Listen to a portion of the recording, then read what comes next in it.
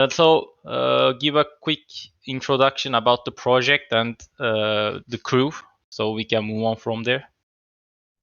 Yeah, so just like a quick introduction to the project, it was basically born in like the late DeFi summer of 2020, right?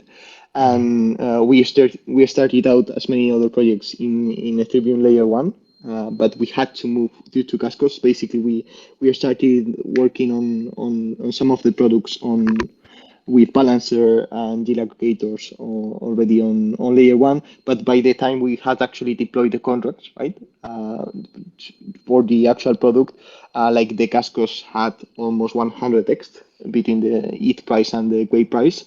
And so we basically had to move, like we were forced to move like in early 2021 to BCC, and from there we have basically expanded our suite of products. And then like from BCC we decided to move cross chain. So from BCC we went to Avalanche, and now we are moving to Phantom. And the TLDR plan is we are settling in these three chains for now, kind of as a temporary thing, and we are going to expand more of the utility and the products in these three chains before moving to a fourth one. So this is kind of like the ground we have chosen to like build upon BCC, so three chains. Avalanche, and Phantom. Correct. Yeah. So I am looking at your product, and it seems quite ambitious. You have a lot of things going, like it's an ecosystem on its own, but with cross-chain movements as well. I want to ask how you guys performed before going cross-chain, like in Binance Smart Chain.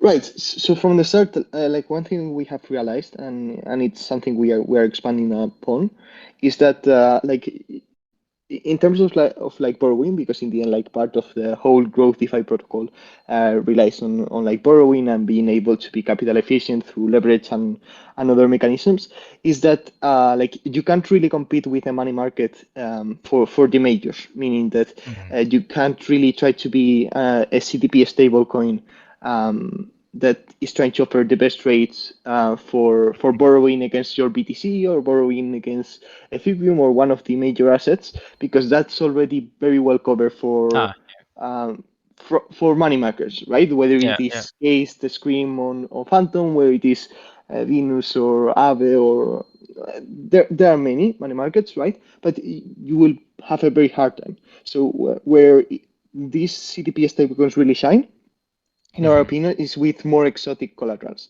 And that's kind of what the market we are going for. And that's also the market we have been expanding towards, like in the past couple of weeks, where we are really looking to expand the stablecoin supply with those types of collaterals. For example, on Phantom, like one of the, like we have started accepting like a Spooky Swap and a Speed Swap LPs that are routed through the Liquid Driver master chef contracts. Also accepting, for example, in the very short term future, we want to accept Lean Spirit as a collateral, and at the same time, the Lean Spirit would be staked, and it would basically compound those rewards. At the same time, you are able to borrow against your position. So those types of collaterals have a lot more potential than just your basic assets, right? That's kind of how we are playing it along. Like first, we have like the borrowing infrastructure, which more in itself it is basically a fork of DAI, but so it keeps like all the core things like being over collateralized, like all those type requirements. It still has them, right? But in this case, you are replacing those collaterals with higher risk ones, but also higher reward ones. So in a sense, it's like instead of like maybe getting 1 to 2% per year in annual fees, for example, MakerDAO would do in a very safe asset. What you are doing is you are taking on riskier assets, riskier collaterals. You are charging between performance fees and stability fees and so on. Like you have higher profit margins, and Yeah. then you act as it sort of as insurance. So you have a float with all those extra profits generated because you are taking on like Hmm. higher risk collaterals, Yeah. and then you are able to use some of them. Basically, if there's like an issue or a problem because a collateral gets hacked or like Yeah. there's like a big issue, you can use some of the extra money which was Hmm. basically produced because you were inherently more profitable to cover those things. So it's kind of the approach we are Uh, taking. The alternative was being algorithmically fractionalized, right? Such as, for example, Prax and so on, which tracks. Yeah. also improves capital efficiency, improves the profitability and so on. But Hmm. we thought it wasn't as ideal because it can create some like structural flows. So we decided to go with this model where you are still heavily over collateralized, like maybe there's Yeah. $2 for every stablecoin circulation or three or even more. But you do have that extra safety margin, meaning Hmm. that yes, you might have riskier collaterals, but you compensate for it by having a higher. In this case, it's called like the system surplus of the protocol, which is kind of like the buffer that the protocol has in case like something bad happens, like a liquidation doesn't go through or whatever. So that's kind of how we are building it. Yeah. First, you have like the borrowing engine, which is more as a CTP with the bolts, and then you have like all the derivative products built on top of it. So in this case, we wrap yield aggregation strategies, um, wrapped the tokens such as, for example, in Spirit, Hmm. um, as collaterals among many others, and then you can put them and put borrow capabilities, and that's kind of one of the things we're working on. We are also working on exploring a couple other things, such as, for example, a Yeah. version of like Frax AMOs, um, but for CTP stablecoins. Also, like physically settled options as a basically as an alternative for DAO financing, Hmm. and also like leveraging our own infrastructure to create some type of like one-click leverage tokens, like similar to the lead Oh. leverage ETFs that you might see like in the equity market, like Hmm. with T triple QQQ. But maybe you are just like I don't know 1.5x leverage um, lean spirit constantly, right? Yeah. So it constantly rebalances, and if lean spirit goes up, then you basically have more collateral, so it will borrow more stable coins in order to increase that position and meet the target leverage. And if the position goes down, then it will sell some of it to repay some of the debt. So that's kind of like a quick rundown of some of the things we are doing and Hmm. kind of how we approach it, like as a protocol. Yeah. Yeah, I see. Really broad explanation. I thank you for that. Like people were looking for a way for wrapped in spirits and in spirits in general to be collateralized and used as assets elsewhere.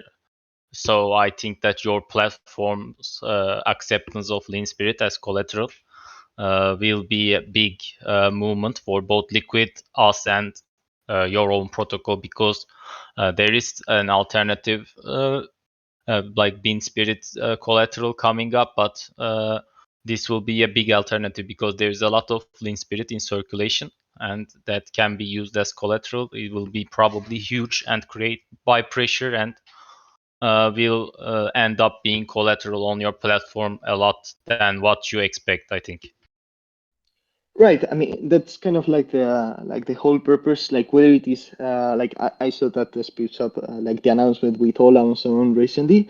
Like whether it is with one platform or another, you are just opening new ways of financing and Yeah. leveraging that capital efficiency. And it's kind of how DeFi has been evolving like for the past year or so. We have basically moved from very isolated primitives, right? Yeah. That basically they didn't have any systemic risk added up and so on. And maybe right now, one protocol is built on top of Curve, which also uses Convex. Then it routes some of the swaps through Uniswap, SushiSwap, and a bunch of other Hmm. like text protocols. You are basically like having much more composable protocols, and you are having some projects which are solely built with the purpose of helping out like other existing projects that they wouldn't exist without them.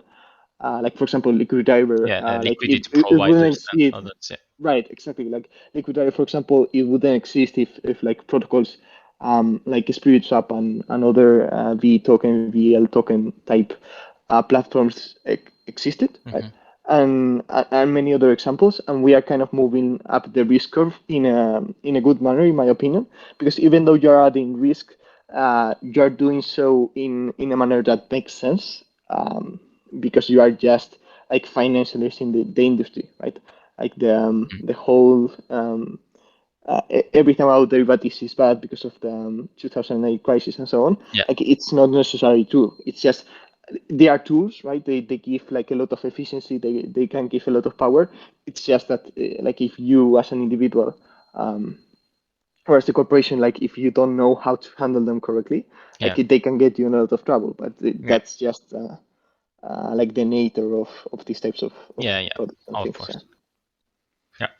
So I want to backtrack a bit into your like the main DeFi like ecosystem token, GRO, I think is how you pronounce it.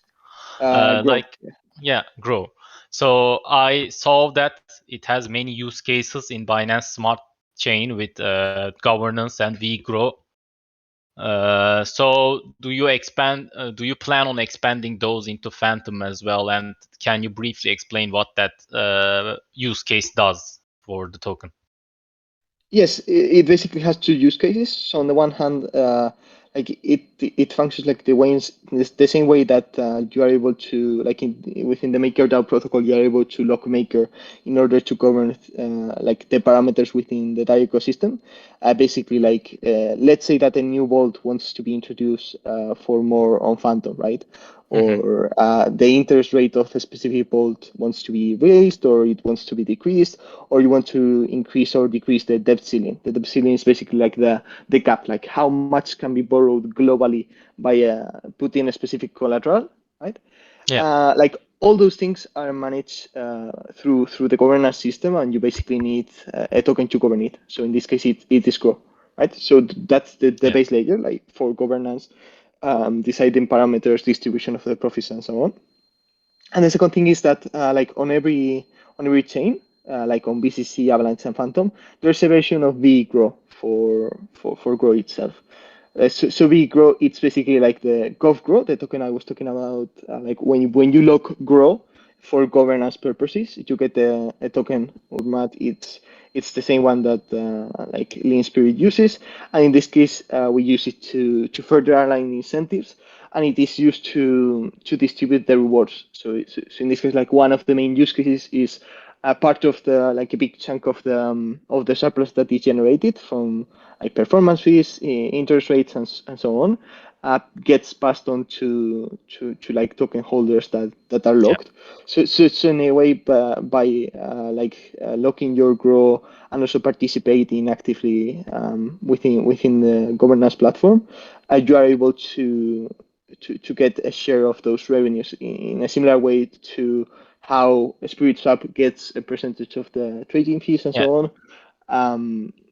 Grow would be the token that receives the interest income amongst other things of the protocol, and like any product that is built, since we are a single token ecosystem, basically fits the token. Like if product X is created and it has Y revenue streams, then those will be distributed like one way or another to be grow holders. It's kind of like the way we create the Black Hole, like similar to In Spirit. That's how we do it. And with boosted farms, like we are exploring it more and more, but like we don't have a specific like plan or like goal with like using vGrow for a lot of boosted farms. Like we have used it for like more stake, like we use it for more staking a little bit, right? Which is kind of useful, but we don't have at least at the moment plans to scale it into like several multiple gauges system, right? But we will see where that takes us. Yeah, I see.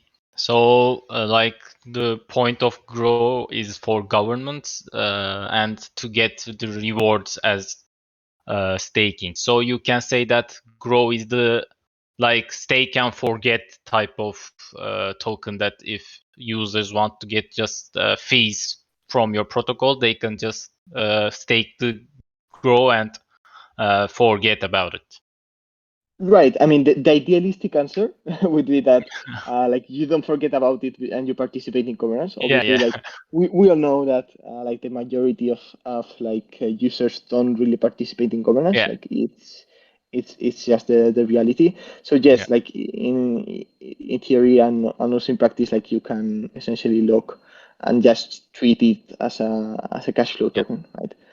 And governance wise, like it is very necessary, uh, because what we do is, since we have more deployed on different chains, right, and yeah. there's like a single token which gets breached around, we always want to ensure that there is a minimum amount of grow in each chain securing it, right? Because Yeah, let's imagine, if all the grow were to be on Phantom, right, and you have absolutely no grow on BCC, then yeah. essentially the governance system on BCC would be vulnerable to Hmm. some type of attack because it's cheaper to do. So that's why you have the grow as a lockup system. You Hmm. essentially assure that, hey, if there's, I don't know, 20,000 tokens locked here for the next 3 years, I know that at the very least there will be that amount of governance power securing the protocol there. Mm. And Yeah, that's how you have those alignments. Basically, if a chain, if let's say Phantom has like a lot more revenue, a lot more cash flow than the other two chains combined, then you will probably have more grow locked there than in the other two chains combined. And that's like the more secure, like the more profitable a chain is, since it's giving out more rewards, the more tokens it will have locked there. So that's kind of yeah, how the incentive structure is planned. yeah. So we have the same problem you briefly touched on in our governance. Like the Inspirit model is, I think, one of the best models, best like locking up token models in like DeFi and Phantom. But there Yeah. is a problem in engaging people to governance. So, uh, like, yeah, that's a common problem in all of governance votings, I think.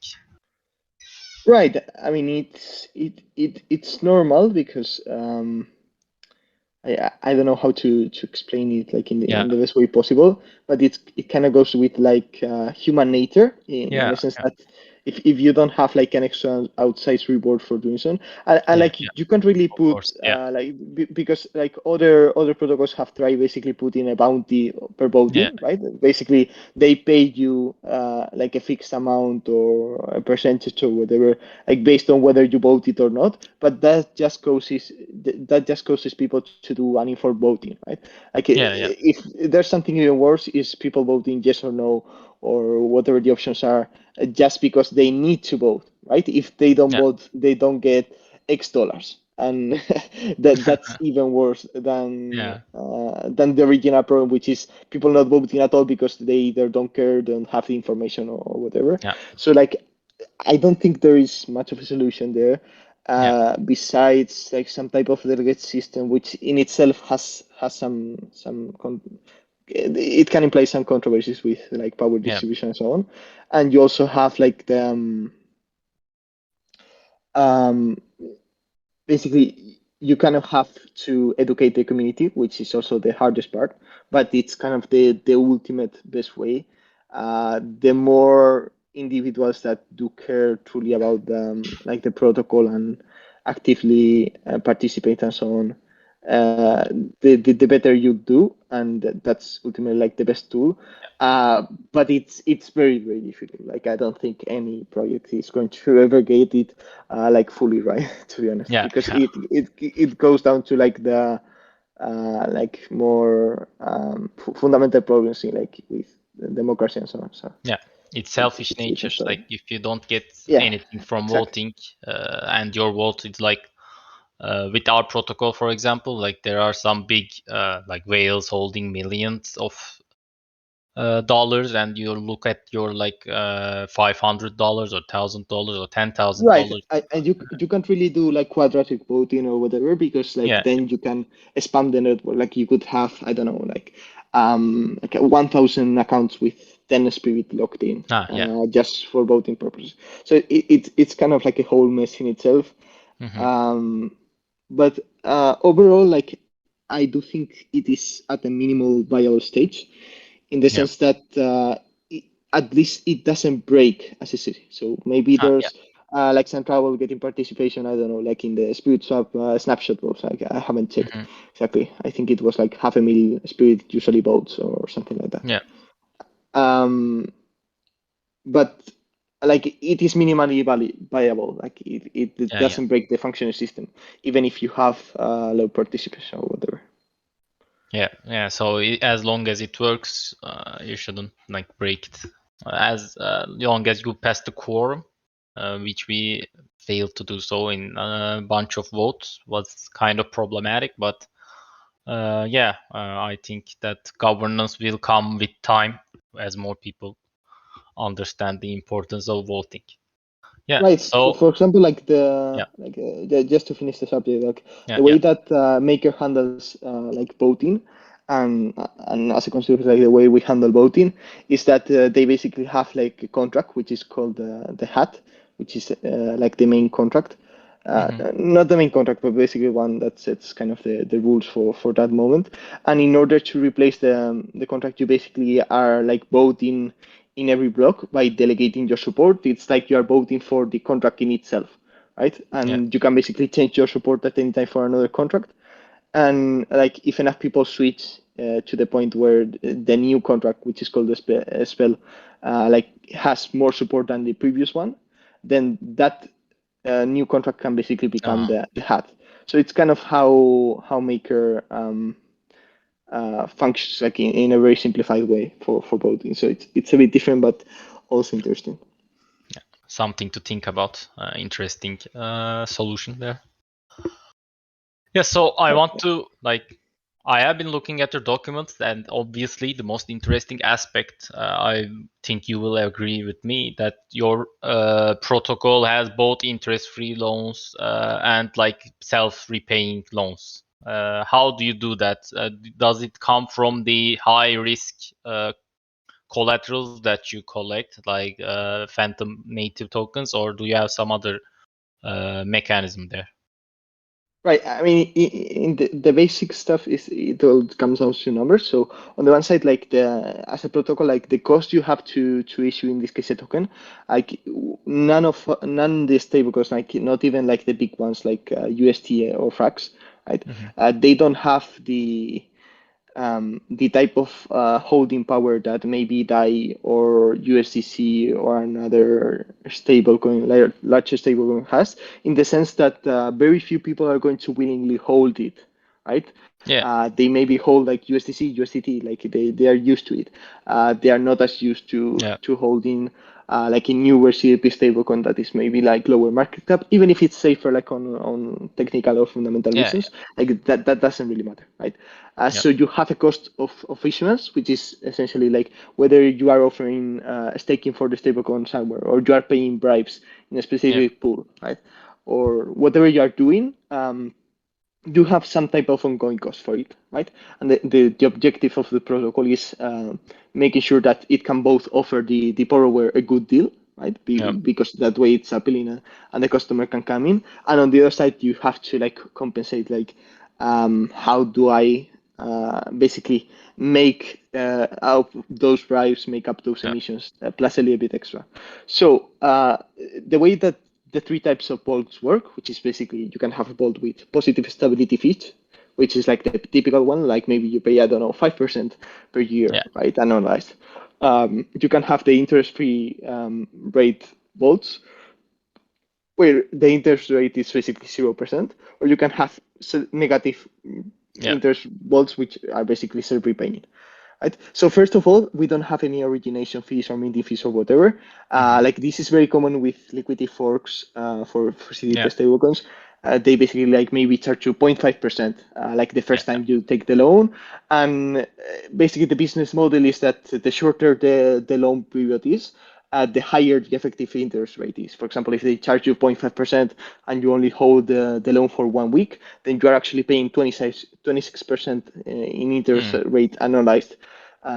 Like even though like you might think you are getting the interest for free, which isn't the case. Like due to how that works and so on, like, and we don't even want to include it. Like we don't have any of those types of fees. So to break it down simply, you have the profits that are made at the strategy, like whether Hmm. they are performance fees or maybe you have some type of like revenue share agreement, or like it really depends like on how the collateral, the derivative itself that you're implementing works, right?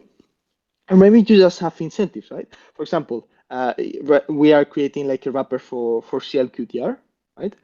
So Yeah. we want to add for XLQDR, which is going to be called CLQDR. So if we want to like boost our product, right, the usage of CLQDR, we might be willing to like offer more favorable rates for that specific collateral, just to bootstrap it more and Yeah. to get it more utility. Yeah. So you have the profits of the strategies, whether it is performance fees, revenue share agreements, or any others, and on the other hand, you have the interest rate.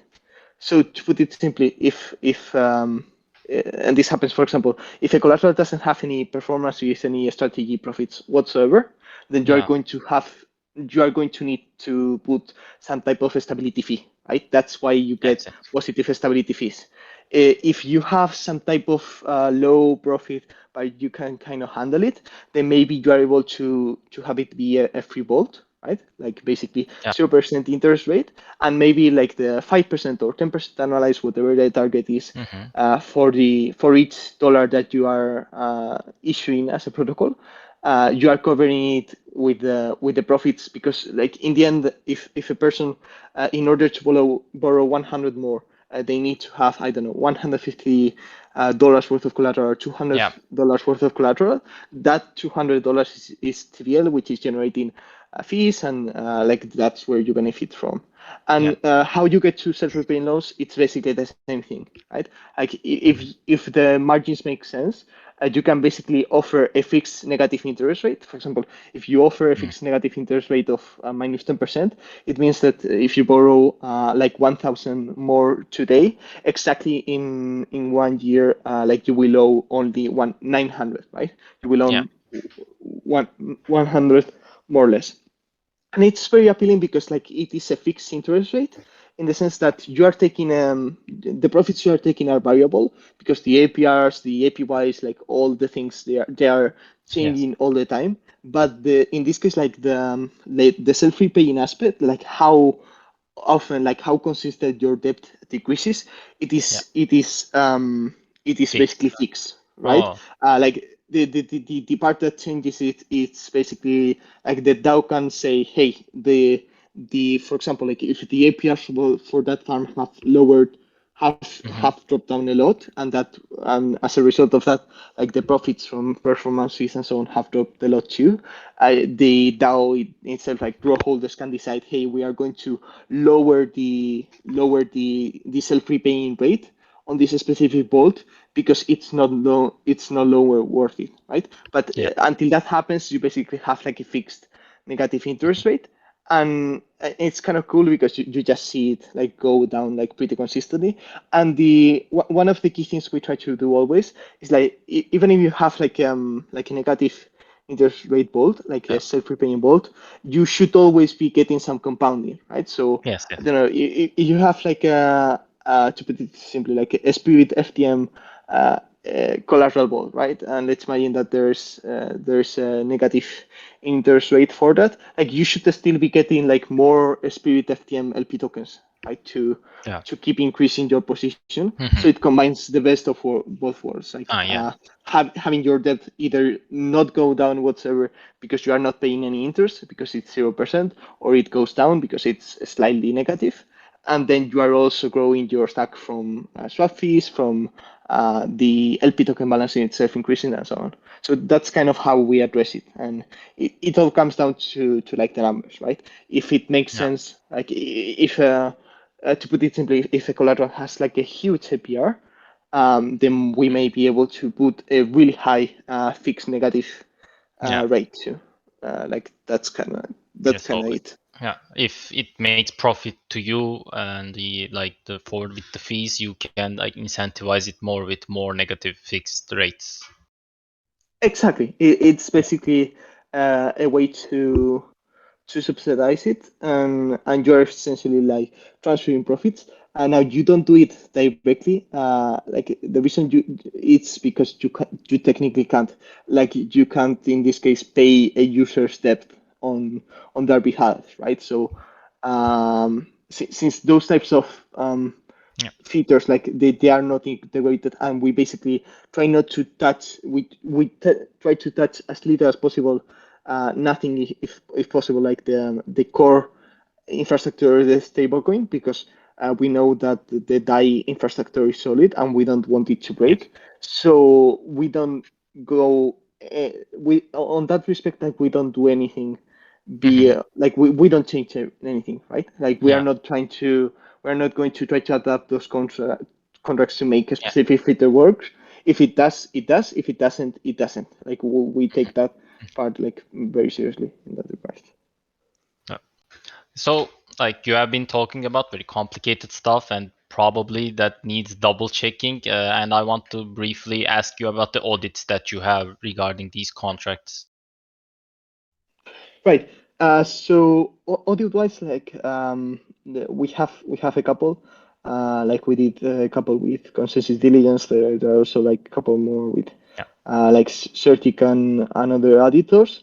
Like the main part is that like especially with consensus, like what we did is the GIL aggregator structure which we use, which we call basically SDK tokens, like just like Jern has like the Y tokens, like the Y vaults, we have the SDK tokens, and that part was added, and it's basically the basic infrastructure we use for any new strategy, for any new GIL aggregation strategy, which most of them they are they are usually pretty similar, right? They're usually like LP tokens and like simple staking aggregators, like I don't know, like with Lean Spirit and so on. Like for example, like the Lean Spirit is staked in a contract, then the Spirit rewards unclaimed, then the Lean Spirit is bought with the Spirit rewards, and then you compound them back, right?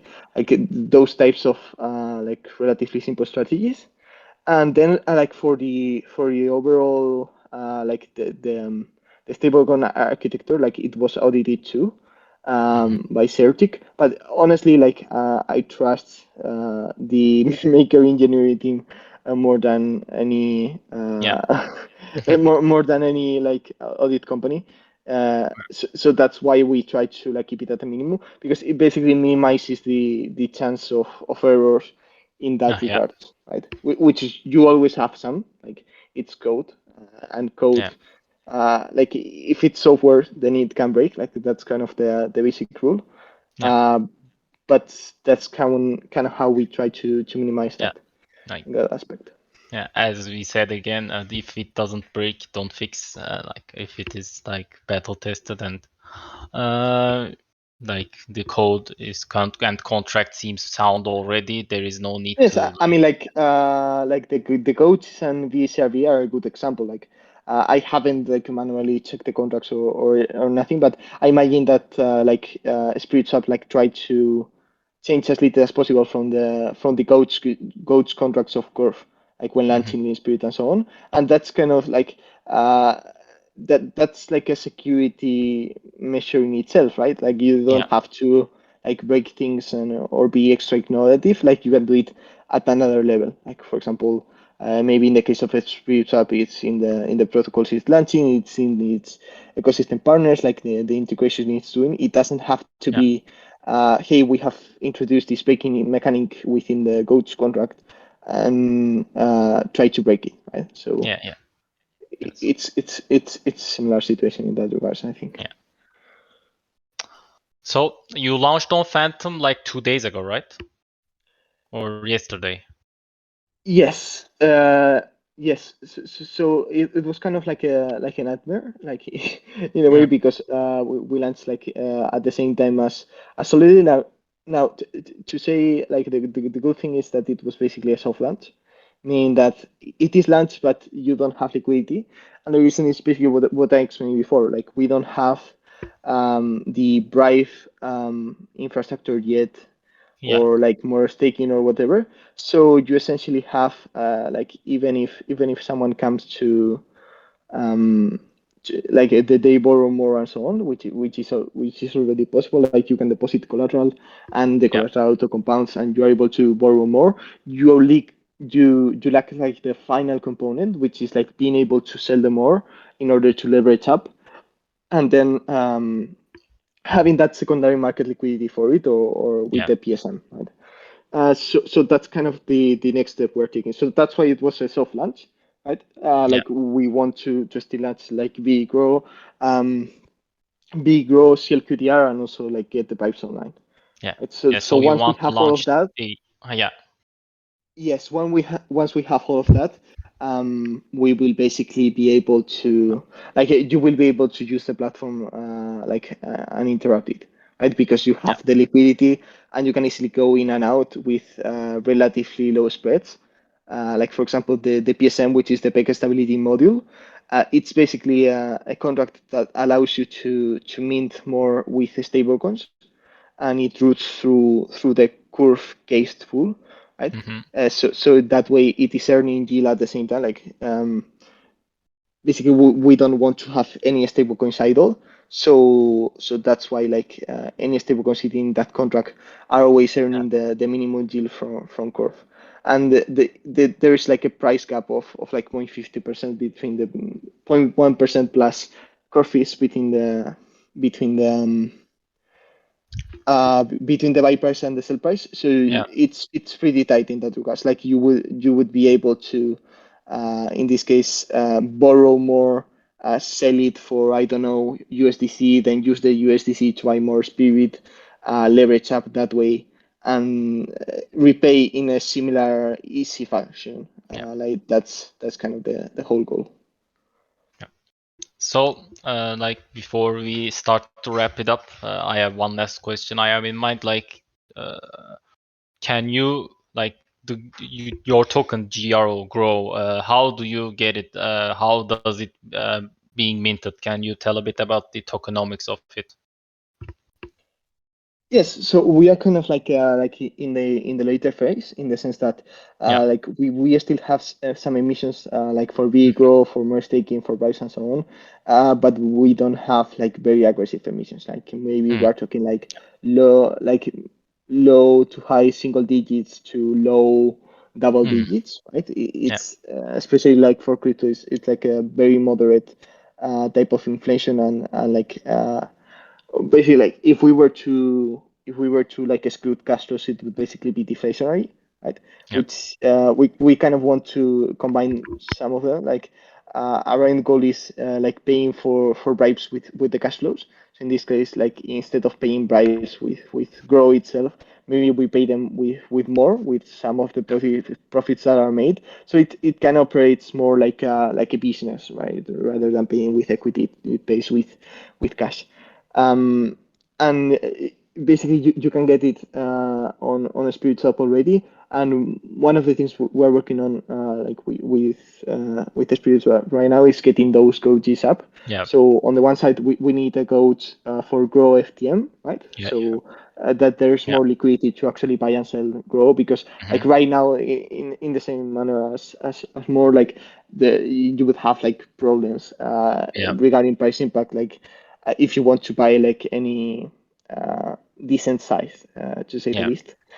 Um, and also like with a pool for CLQDR more and so on. Like overall, we are interested in a couple gojis and pools Yeah. for a Spirit Sub for the different parts of the protocol. And overall, like between the partnership with Liquid Diver and so on, like Yeah. we do plan to continue expanding the support different Spirit Swap collaterals, whether it is like Clean Spirit, Mhm. Spirit LPs, anything else that comes around, Yeah, and always open to like we are very open in terms of like adding new collaterals and building new primitives, like for anyone who wants to get in touch. Like as long as it makes sense, like both from a technical and yeah, from yeah, a financial yeah. perspective, Of course. uh, like we can probably help you out in that regards, and that's kind of what we are building, right? Like a more inclusive financial primitives borrow platform. Yeah, I'm glad to hear because I, as I said, like the collateralization of in spirit and wrapped in spirit models, like really create a new aspect. Like if you take, for example, the new like the Solidex solidly launched, or like if you can like use collaterals and borrow and use, and that would result in more efficient use of those funds as well. Like a good borrowing system with some tokens that you don't have much use for to borrow other assets and use them in farms, suddenly turn it into like a whole different level. So I'm glad that you guys are open on creating different collaterals. Right. In the end, what you have is that like any willing borrower, like if they borrow is because they think they can outperform like the interest rate that is set or whatever, right? The cost Yeah, of like borrowing that capital. So like the more types of collateral you allow to borrow against, the more people that you have access to, right? So yeah, there's a higher likelihood that one of those individuals like thinks or like has a specific strategy saying, hey, if I buy this, like I can probably generate a higher return. yeah, And that's kind of what makes markets more efficient. Like sometimes, obviously, it can break them like due to liquidation cascades and so on. But that's kind of why you have to manage your debt responsibly, and that's also why you have like a global debt ceiling, so that to put it simply, like even if we support Lean Spirit as a collateral, like we are not going to put like an infinite amount of, like you aren't able to borrow an infinite amount of dollars yeah. globally as a platform. Of course, Like yeah, it is limited, so that even if the whole debt, like think of the worst case scenario, right? A March 2020 type event. yeah, That everything crashes down and it all has to be liquidated, that there is more than enough liquidity within the LPs, right? Within the Spirit yeah, FTM, Spirit USDC, and so on LPs to actually support that debt being sold, and that it doesn't like kill the project or like crash it completely, which is yeah, something that like has to really be taken into account, because otherwise like you can end up doing more harm than good, yeah, which is not ideal and not the intention to begin with. yeah. So like I have I think you are very informative. Like I didn't have to ask much questions. You expanded on your own, which was like, uh, oh no, what happened? Let me invite him back. Did he drop?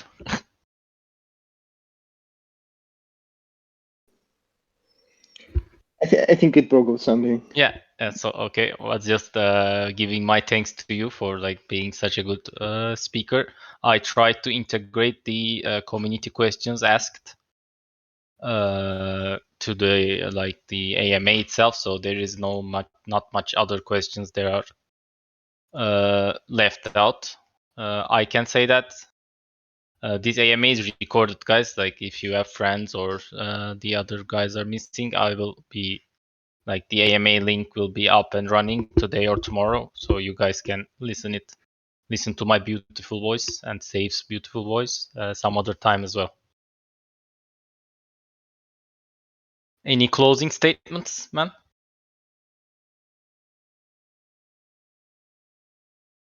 I can't hear you.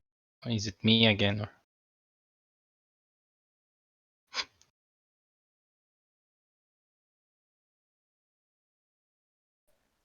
Not much really. I think you Yeah, can hear me now. Yeah, yeah, just that like I'm pretty excited like for the future of Spirit Up and like Phantom overall.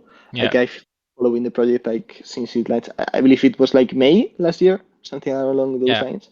yeah. It's May last And yeah, and and just like checked it, I do see like it's pretty interesting. Like even though like it's all crypto, like BCC, Avalanche, and Phantom, like all the communities are different. Like for Yeah. example, on Phantom, like you can see a lot of enthusiasm about like things that are more related to the Ethereum ecosystem. Like that's at least Yeah. I think I get. Like for example, you don't have the type of enthusiasm about like V tokens Yeah. and all those bright models on Avalanche and other Yeah. platforms as you do on Phantom. So I'm really interested on seeing like how the whole thing plays out Yeah. and like how like each ecosystem evolves. So we'll be following that very closely. Phantom grows together because like the whole ecosystem is so integrated in each other that there is no way that one will grow and others will collapse. Like it's all entangled, so it will rise together. Yeah, I hope. it's kind of like a network. I have noticed that the projects are a lot more collaborative. Like Yeah. uh, there are like a lot of networks and like collaboration like in other chains too. But on Phantom specifically, there's like and also like with VDAO and Cerex DAO and so on. Like Yeah. there's like a lot more um, cross partnership, cross DAO to DAO operations, which I really love to be honest. Like that's kind Yeah. of Yeah. that's really fun. Yeah. So that's basically it. Yeah. So thank you again, man, for coming. Thanks to you for hosting Yeah. it. Thank you for coming, man. I hope to talk to you soon. Sure. We'll Goodbye. keep in touch. Yeah. Yeah. Yeah. Okay. Bye.